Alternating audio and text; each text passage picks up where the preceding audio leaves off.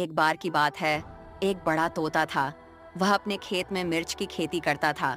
दिन रात मेहनत करके लाल लाल मिर्चें उगाता था। लेकिन एक दिन धड़ाम, एक शैतान कबूतर आया और सारी मिर्चें खराब कर दी। यह देखकर तोता बहुत दुखी हो गया। उसने तुरंत पुलिस को फोन किया। पुलिस आई और तोते ने रो रो कर पुलिस को सारी बात बताई।